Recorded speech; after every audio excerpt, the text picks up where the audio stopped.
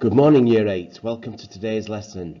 In today's lesson, we're going to focus on the writer's intention, looking particularly at Act 1, Scene 5.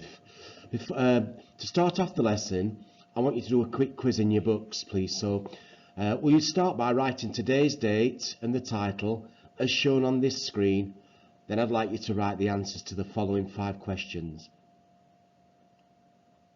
You'll have about 5-6 minutes to do that. Thank you. I hope you found that enjoyable. Here are the answers to the questions. Obviously, if you've got the answer wrong, I'd like you to amend it with your purple pen so you've got correct responses in your books. Thank you. As I said earlier, the main focus of today's lesson is going to be the writer's intention. Now, by writer's intention, I'm talking about what the writer is trying to achieve in the text, or what he's trying to show the audience, or what he's trying to make the audience think or feel. Now, if you read this paragraph, read this slide through, this should give you a clear idea of what writer's intention is all about. Here's a summary of Act 1, Scene 5. You may remember this from your lesson when you studied this scene. Might be useful for this if you read the scene again in its entirety within your booklets, your anthology. Okay?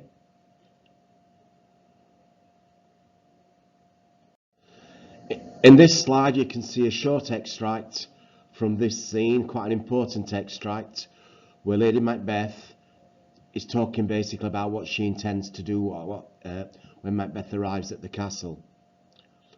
Okay, now what I'm going to talk to you in the next couple of slides is annotation, because as you know, annotation's a very important thing in the work that we do.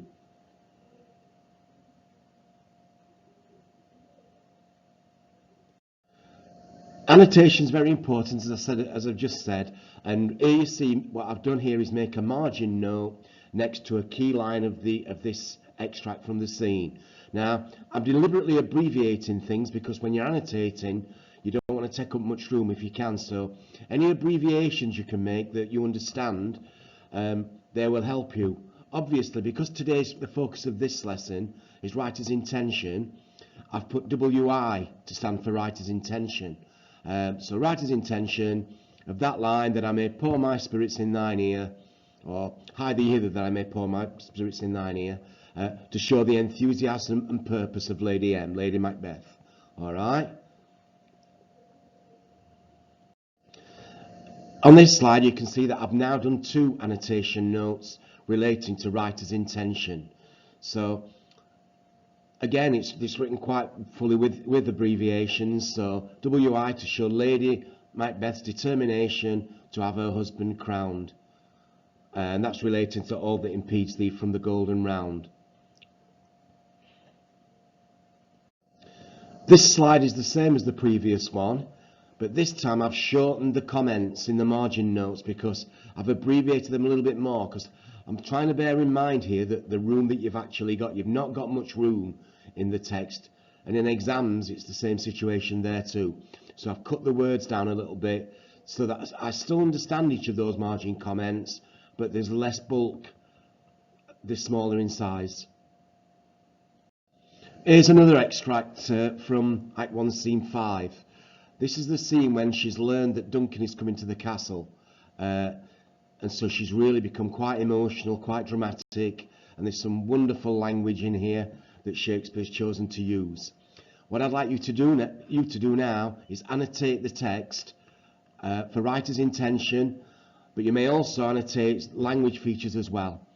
Okay, so there's plenty to do there, so I'll give you a few minutes now. 5 minutes should do it, I reckon. Then you can annotate this text. You may want to do it in your copy of the anthology. Thank you. I hope the annotation went well and that you got several notes made in the margin to support your writing. Now, the next task is for you to do some writing of your own. So what I've put up here is a writing frame to scaffold a really good literature paragraph on Shakespeare's intentions. So what I'd like you to do now, please, is write the title which is on the screen at the top, and I'd like you to write at least one paragraph about Shakespeare's intentions in this scene, using those two extracts that we've just gone through. Now, if those of you who are quite fast at doing work like this, you will go on and hopefully do a second paragraph. So I would give yourself 20 minutes to do this and see what you can achieve in 20 minutes.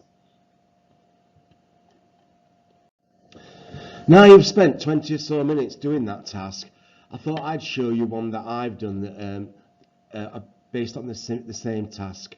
This is my first paragraph might look, although I have extended it a little bit, which you might not have done, because I've actually got 4 comments there about my example, and really you probably only need 2, perhaps 3 comments. So it's probably a bit deeper than necessary.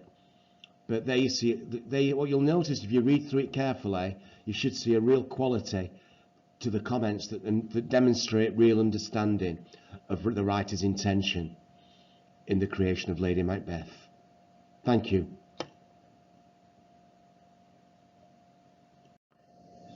Okay, that's about all for today. I hope you found the lesson useful, and I hope that you'll be able to use writer's intention and refer to writer's intention in some of the work you do in the near future.